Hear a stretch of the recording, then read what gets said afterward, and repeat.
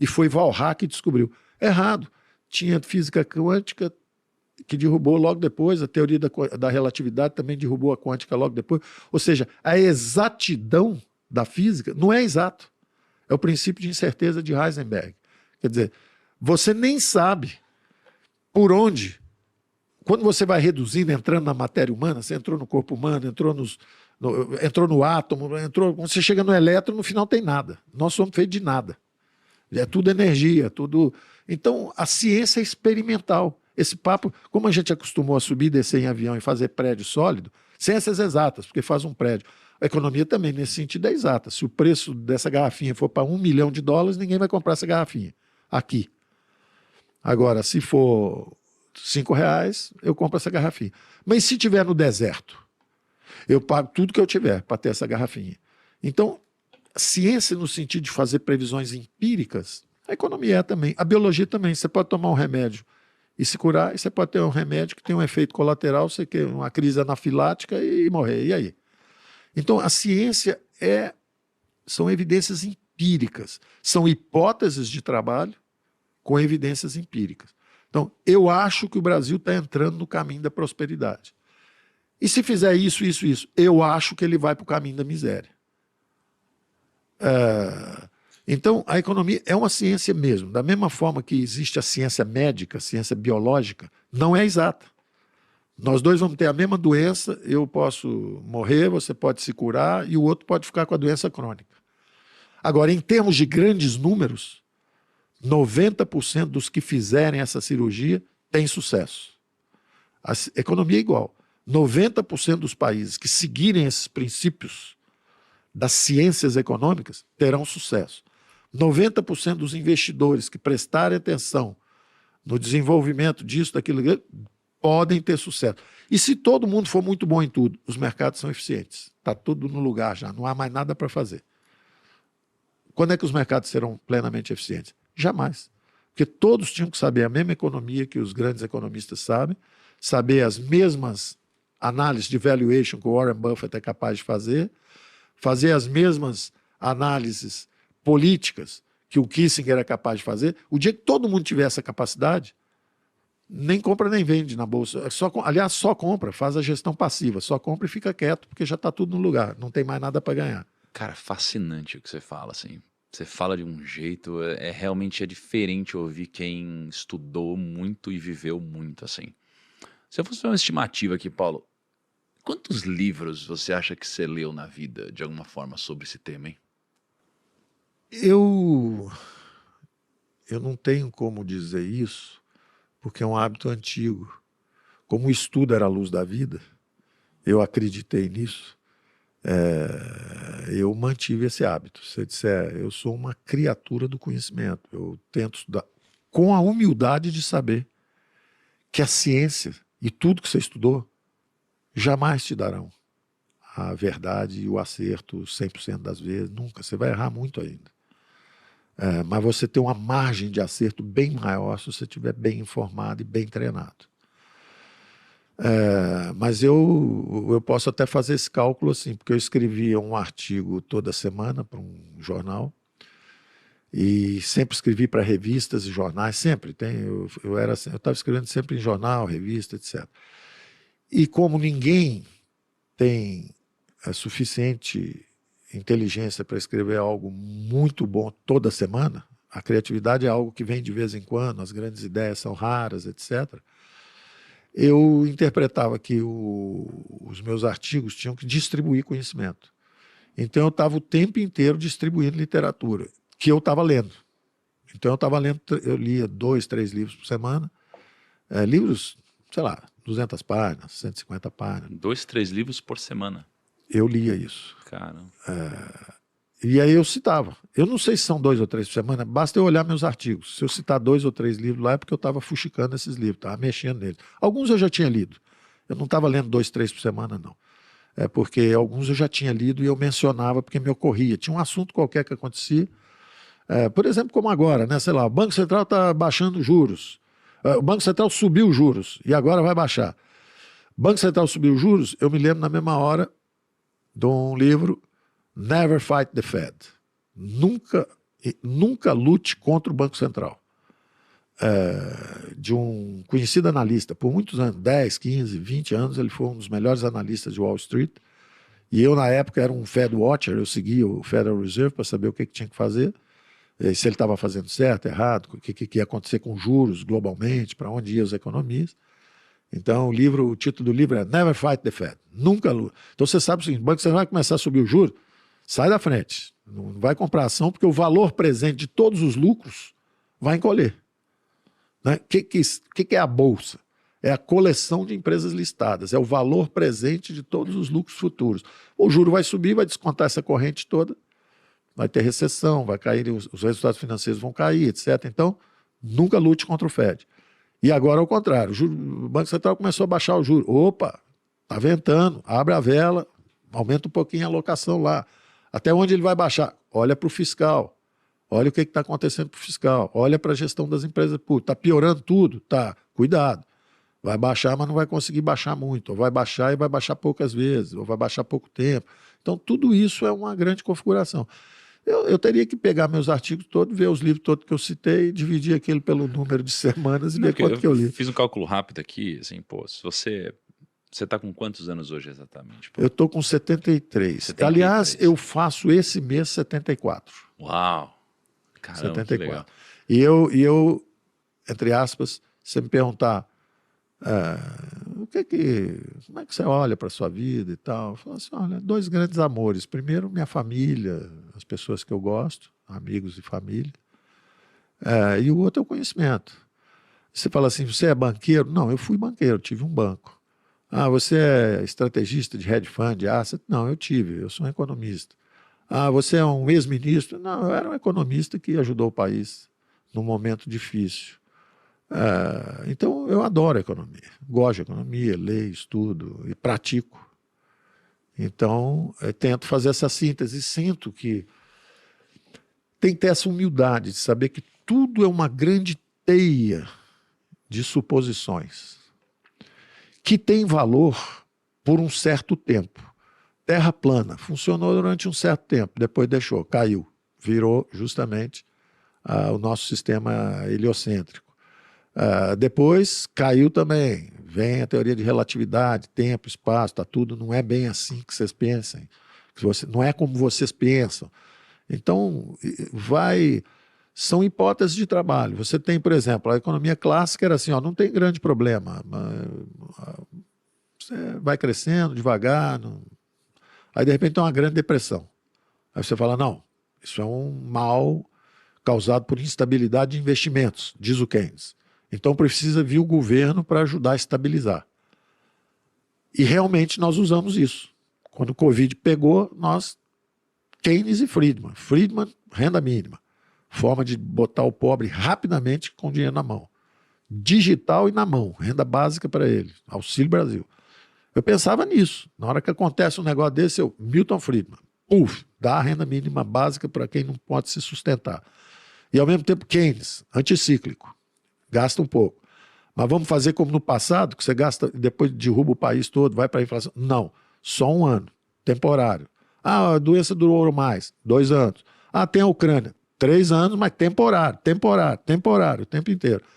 Se ganhar a eleição, aí sim, imposto sobre lucros e dividendos, que a gente já queria ter colocado, e aí sim pode perpetuar, entre aspas, esse auxílio extra que foi dado emergencialmente naquele tempo. Então, eu estou usando os conceitos o tempo inteiro, eu uso as ferramentas o tempo inteiro. O Keynes dizia que a economia é uma caixa de ferramentas. Você vai lá, busca uma ferramenta, busca outra. Agora, dizia do outro lado, a outra corrente, olha, quando você começa a mexer toda hora, você perde a credibilidade, você acaba tornando essas políticas inefetivas.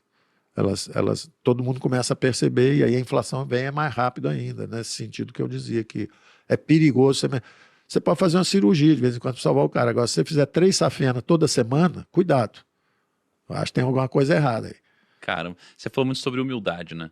E eu vejo que o investidor, ele precisa ter 2 atributos, né? Humildade e auto-perdão, né? Humildade para você saber que você não consegue prever o futuro. Perfeito. E auto-perdão para você saber que você vai errar e se perdoar quando isso acontecer. Perfeito. Não é? E todos nós já erramos bastante, não é isso? Exatamente. A gente sabe que a vida é assim, né? A gente sabe Exatamente. que a vida é assim. Tem que ter essa humildade que a ciência tem, hein?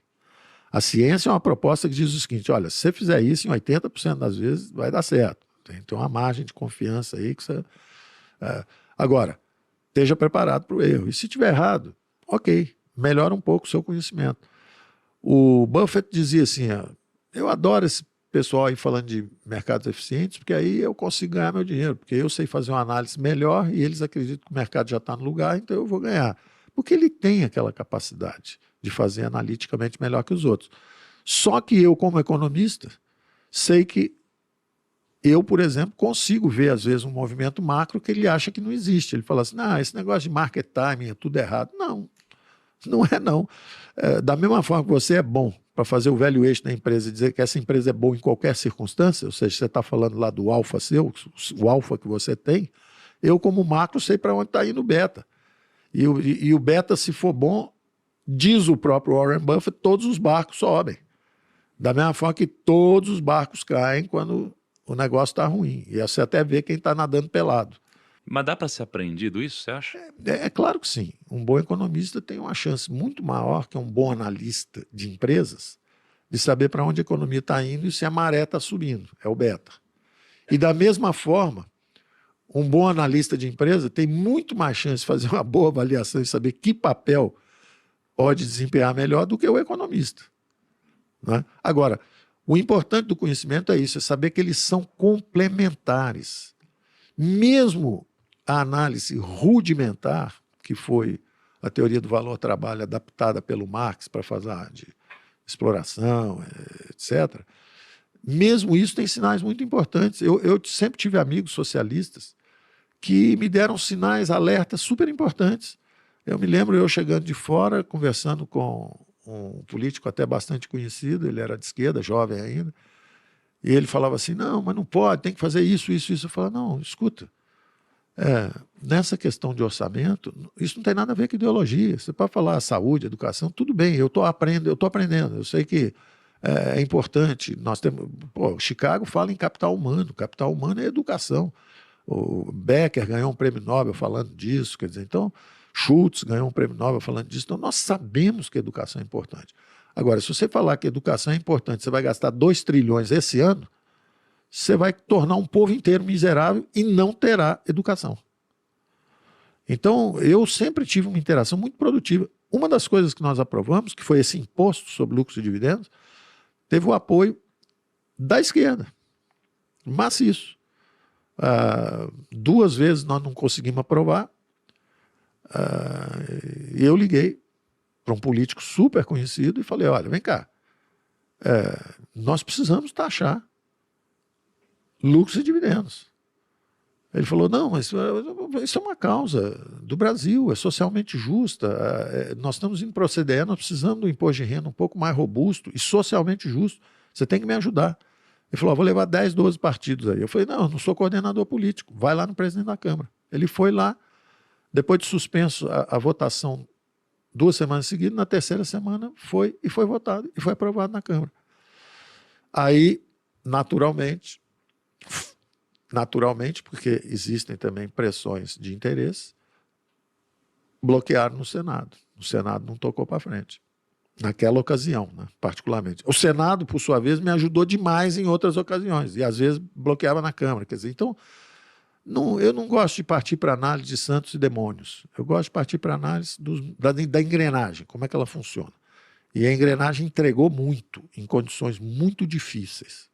Dito isso, dá para corrigir e melhorar todo mundo, inclusive eu. Todo mundo tem que melhorar e tem que ter essa humildade de saber que... Você quer dar algum recado final, Paulo? Eu acho que o Brasil tem um enorme potencial e o futuro não está escrito. Por isso que não existe previsão que vai dar 100% certo. O futuro não está escrito, o futuro só depende de nós. Se nós trilharmos esse caminho da prosperidade, seguindo os bons princípios, e isso vale, como você várias vezes na nossa conversa intercedeu e disse corretamente, a sustentabilidade fiscal, ela vale para o país, ela vale para as famílias também. Os princípios de conhecimento valem para a macroeconomia, sim, e valeram muito para toda a minha vida profissional, exatamente nos diversos desafios. Então, o conselho que eu dou é aprender sempre. E estudar era um sentido um pouco mais restrito, né? O meu pai falava, olha, o estudo é a luz da vida e tal, no sentido de assim, vai para a escola, estuda, ganha bolsa de estudo, vai se formar lá fora. Então, mas era um sentido um pouco restrito, porque aprender é muito mais amplo do que só ler livros. Por exemplo, toda essa dinâmica digital é extraordinária, você aprende muito mais rápido. O livro é penoso, são horas, 2, 3 horas todo dia, às vezes de madrugada. Quem tem insônia lê mais, né? Eu, por exemplo, tenho. Então eu leio. A minha velocidade de ler livros é muito fruto de um defeito. E eu acho que na vida é isso. Quer dizer, às vezes você tem um troço ruim acontecendo, você tem que tentar transformar numa coisa boa. Tô sem sono. Tô com insônia. Vai ler, pô, aprende alguma coisa, em vez de ficar parado olhando para a televisão. A televisão também aprende alguma coisa, mas dependendo do canal que você coloca, né? Mas a ideia é não percam a oportunidade de aprender, acreditem nos outros, na cooperação.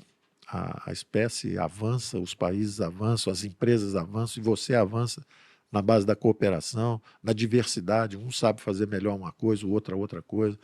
Então eu tenho muito essa atração pelo novo, né? Às vezes eu já realizei um sonho num lugar, eu preferi ir para outro lugar, não é nem porque eu demiti, porque eu não queria, é porque eu acho que tem que ir para outro lugar.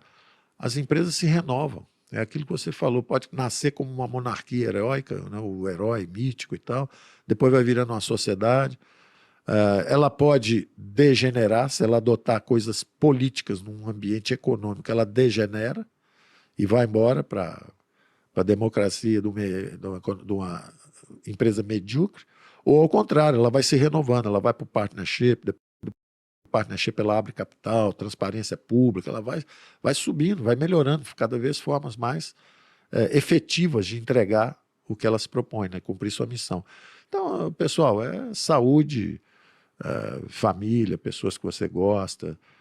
Saúde, tentava ser bom aluno, mas entre ser o primeiro ou ser o terceiro, jogando futebol, namorando e música, tá bom também. Tá bom. Leitura geral. Ô, Paulo, deixa eu só te fazer mais uma pergunta também.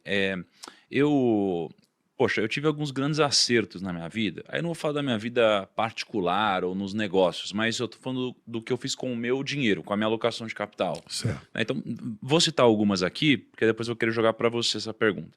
Então, por exemplo, eu lembro que um pouquinho antes do Covid, né, por mais que não tivesse nenhum indício de que existiria o Covid, né, me soava como se a economia estivesse um pouco cara no Brasil, né? Eu lembro até que eu fiz alguns vídeos sobre isso, não a economia, né? As empresas no Brasil negociadas de uma forma listada. Eu lembro que eu me protegi nesse momento. Então, o meu portfólio, ele virou um portfólio mais defensivo, né? Então, eu tirei um pouco de equities, coloquei um pouco mais em renda fixa, né? Nesse momento, acabou que o mercado estava caro, tivemos o Covid e a bolsa caiu. Isso. Né? E ali embaixo, eu lembro que quando a bolsa caiu rapidamente, talvez coisa de 3 meses, 50%. É isso, normalmente né? os ajustes são fulminantes. Eu lembro que as pessoas ficaram desesperadas, né? Assim, as pessoas vão morrer, as empresas vão quebrar, nada, etc.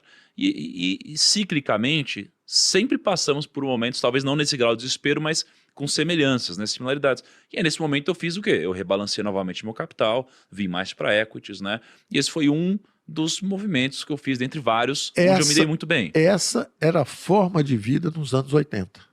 Os anos 80 eram isso o tempo inteiro. Isso que aconteceu agora, um Covid, caiu de repente, isso nos anos 80 era toda hora. Tá indo para a hiperinflação, saúde 50 foi para 200, aí aquela correria. Aí, de repente, agora teve o plano cruzado, acabou a inflação no Brasil, o Brasil não sei o quê, aí a bolsa subia de novo, aí o plano deu todo errado, caía tudo outra vez, agora vem o plano Collor, vai salvar, congela tudo, aí cai. Então, o Brasil era isso o tempo inteiro, rebalanceamento, alta frequência, high frequency. Isso que você fez, tinha que fazer a cada 5 meses, 4 meses, o tempo todo. Isso que você fez num momento, e você agiu correto. Por que você reduziu? Independente do que fosse acontecer ou não, você falou assim, tá caro. Por que ficou caro também? Você imagina que um país que nos anos 80 tinha 5 mil empresas listadas, 40 anos depois, ele tem 400 empresas listadas. Ou seja, E o país está crescendo e as pessoas estão enriquecendo, tem mais dinheiro, mas o que eu vou fazer com o dinheiro? Vou comprar ações. Então você começa a comprar ação com PL de 15, 20, 30, 50. Por quê? Porque só tem aqueles ali. Você vai botar na bolsa, a bolsa só tem 50 veículos. Aí isso, por sua vez, dispara o mecanismo de IPOs. Aí os bancos, pô, tá faltando empresa na bolsa, vamos fazer isso. Isso, por sua vez, dispara os private equities. Eu preciso fabricar empresas para levar para lá. Então, é uma engrenagem sofisticadíssima. E isso está girando o tempo inteiro. Mas segue, por favor, te interrompi. Não, muito boa pontuação a sua. Porque esse movimento que eu fiz, né, de uma leitura acertada, né, Perfeito. não do que acontecer no futuro, mas do que eu precisaria, pelo menos, me proteger, né, me posicionar, eu tenho certeza que aconteceu algumas vezes na sua vida. Eu queria que você contasse, talvez, para mim, pô, um caso que você lembre, onde você, com seu próprio capital, assim, você, poxa, fez uma boa leitura, uma leitura acertada, né, contasse uma história que funcionou, que foi legal para você, que você colheu frutos, assim, no passado. Nós temos alguns que funcionaram e alguns não funcionaram. Por exemplo, eu achava que vou começar com uma que demorou muito a acontecer. Eu achava que, no caso, e aí eu fiquei procurando a explicação para isso, que foi o seguinte, quando quando entrou a China nos mercados globais, ela deu um mute nos aumentos de salários no mundo para a classe média, que eles chamam de blue collar, o trabalhador da indústria siderúrgica, dos automóveis, etc. Então, quando a China entrou, e quando entrou o Paquistão, quando entrou a Índia, 3,7 bilhões de pessoas entraram nos mercados globais de trabalho. Então, os salários não subiam. Os salários não subiam. Quer dizer, como é que vai ter um aumento de salário na indústria automobilística norte-americana se quem está vendendo o carro é Toyota, Corolla, primeiro era Japão e Coreia e depois entra a China também, com os carros dela. Quer dizer, então, na hora que... E isso é um teorema em economia, porque justamente eu fazia uma previsão que é o seguinte, eu acho que daqui a pouco vai ter inflação nos Estados Unidos, porque eles estão com juros zeros há 5 anos, 10 anos, o juro está há muito tempo baixo. Aí a inflação não vem. Aí você começa a perguntar por quê? Aí você descobre, vai lá na casa de ferramenta. Primeiro você tem que ter a humildade de entender, ó, errei. O negócio não está acontecendo. Por que não está acontecendo? A ciência é uma hipótese. Eu estava trabalhando talvez com a hipótese errada. O que é?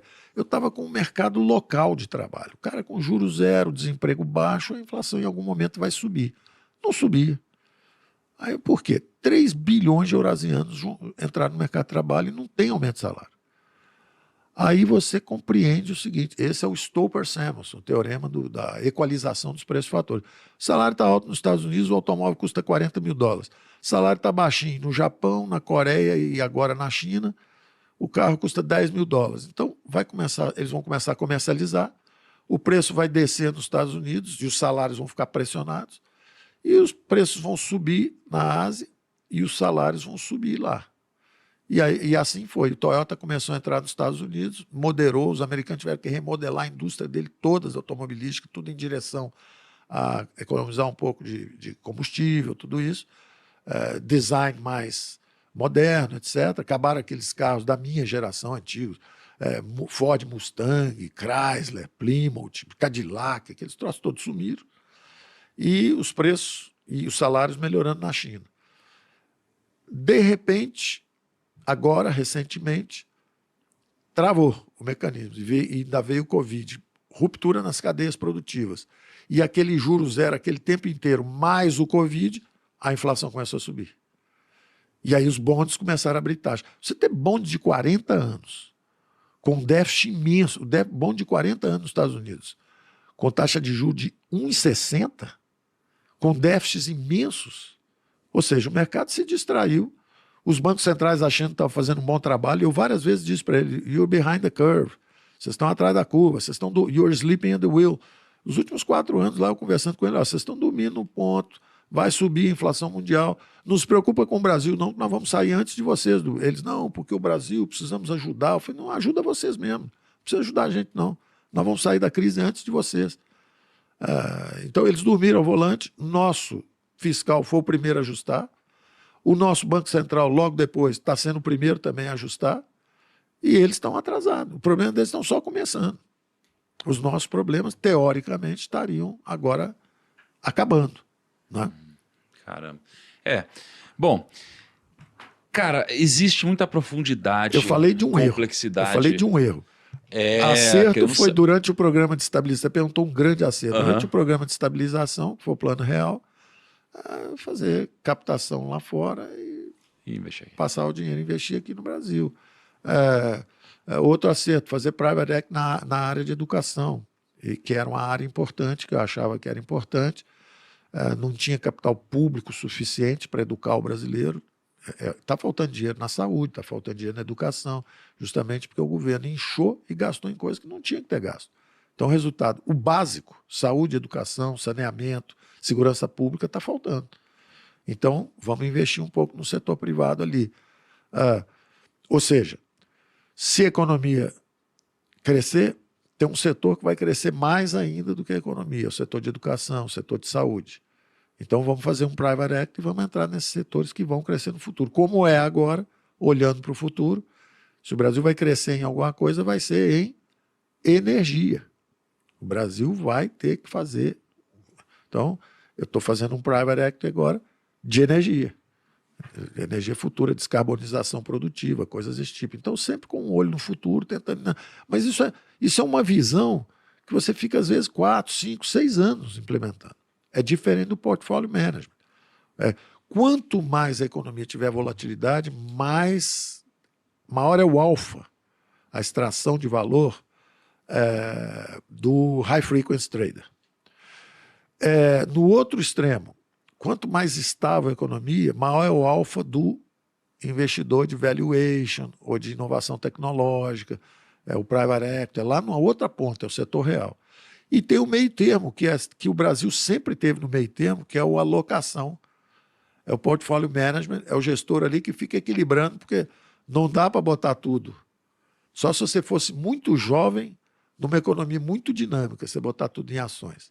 Nem dá para ficar todo em renda fixa, só se você fosse muito velho e numa economia com juros sempre muito alto. Então o Brasil é mais ou menos o território do portfólio manager. É o cara que faz essas alocações como você tem feito bem. Graças a Deus. Bom, olha só, gente. O Paulo Guedes está gravando uma série com 4 aulas gratuitas, tá? Falando sobre macroeconomia e investimentos. E já deu para você ver pelo papo de hoje que tem muita profundidade, muita coisa para aprender e tem muitos frutos também a serem recolhidos, né, ao aprender esse tipo de coisa. E o meu convite é para que você participe dessas aulas para você aprender mais ou com outra perspectiva sobre economia, com esse cara que é uma das maiores autoridades do Brasil no assunto, se não for a maior, tá? Para você pegar o seu convite gratuito para assistir isso, ou seja, gratuito, a única coisa que você tem que fazer é clicar no link da descrição desse vídeo aqui e se cadastrar, tá? Fazendo só isso, ou seja, clicando no link, se cadastrando, você já tem acesso às aulas que estão imperdíveis do Paulo Guedes, tá? Então clica agora mesmo no link aqui da descrição ou no QR Code em algum lugar dessa tela, tá? Paulo, muito obrigado por esse nosso papo. Eu tava vendo que foi em 2021 aqui que a gente gravou o nosso último episódio e agora em 2023 estamos gravando novamente. Acho que foi um pouquinho antes do Covid, né? Cara, ou já foi no meio do Covid? Você se lembra? Eu acho que foi meio durante as coisas ali, assim, o pau tava quebrando ali. Pessoal... Talvez por isso eu apavorado tenha dito, vai virar Venezuela se gastar demais com a máquina, tem que... Exatamente. Mas eu lembro que foi incrível, o pessoal adorou, enfim, a gente também gostou muito da experiência. E também foi quando a gente se conheceu, né? Então foi muito legal esse encontro. Muito obrigado por ter vindo aqui hoje de novo. Que nossa parceria seja muito próspera e a gente possa trilhar o caminho da prosperidade. Obrigado pelo convite. Para mim é uma satisfação, uma honra muito grande, porque difundir conhecimento é a coisa que eu acho a mais nobre de todas. Muito bom. Muito obrigado, Paulo. Um grande abraço. Até o nosso próximo episódio.